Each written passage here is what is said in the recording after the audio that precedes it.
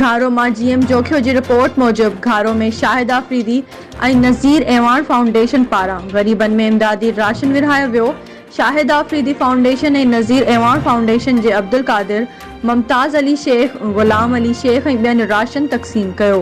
मुमताज़ अली शेख ऐं डॉक्टर भागचंद के झोला सहाफ़ियुनि सां ॻाल्हाईंदे चयो त असां शाहिद आफरीदी फाउंडेशन ऐं नज़ीर ऐवान फाउंडेशन जा शुक्रगुज़ार आहियूं, जंहिंजा नुमाइंदा पसमानदा इलाइक़नि में पहुची ग़रीब ऐं मिस्कीन माण्हुनि में राशन तक़सीम करे ग़रीबनि जूं दुआऊं हासिल करे रहिया आहिनि ऐं उहा उमीद था करियूं त सिंध जा सरहदी वारा माण्हू ऐं सरमाएदार पिणु हिन ॾुखे वक़्त में ग़रीबनि जी मदद कंदा।